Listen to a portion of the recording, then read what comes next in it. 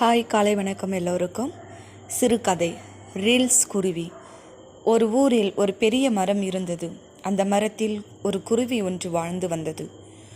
அது எப்பவும் பக்கத்தில் இருக்கிற பார்க்கில் போய் தனக்கு தேவையான உணவை எடுத்து சாப்பிட்டு அடுத்து வர்ற காலங்களில் உணவு தேட முடியாத நிலை வந்துச்சுன்னா என்ன பண்ணுறதுன்னு நிறைய உணவுகளை எடுத்துட்டு வந்து தன்னோட பொந்தில் சேமிக்க வைக்கும். அப்படி ஒரு நாள் அந்த குருவி உணவு தேடிக்கிட்டு இருந்தப்ப அது கண்ணில் ஒரு ஸ்மார்ட் ஃபோன் பட்டுச்சு. அது யாருதுன்னு பார்த்துச்சு குருவி. ஆனால் அங்கே யாருமே இல்லை. இதை யாரோ தவற விட்டுட்டாங்க. இது எங்கேயே கிடந்தா கெட்டு போயிடும். இதை எடுத்துகிட்டு போய் பத்திரமா வைப்போம். நாளைக்கு இந்த பார்க்குக்கு வர மனிதர்கள் கண்ணில் படுற மாதிரி வைப்போம்.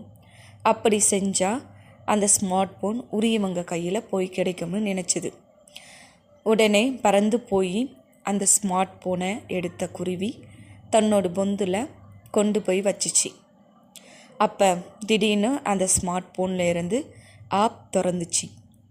அதனில் பறவைகள் டான்ஸ் ஆடுற வீடியோ ஓடுச்சு. அதை பார்த்து ஆச்சரியப்பட்ட குருவி தொடர்ந்து ரீல்ஸ் வீடியோ பார்க்க ஆரம்பிச்சிச்சு. அந்த நேரத்தில் சூடான ஸ்மார்ட் ஃபோன் குளிருக்கு இதமாக இருந்துச்சு. ஆன்லைனில் இருந்து உணவு தேட கூட வெளியே போகாமல் பொந்திலேயே இருந்து ரீல்ஸ் வீடியோ பார்த்து நேரத்தை வீணடிச்சிச்சு. 2-3 நாள் தொடர்ந்து ரீல்ஸ் வீடியோ பார்த்துச்சு குருவி.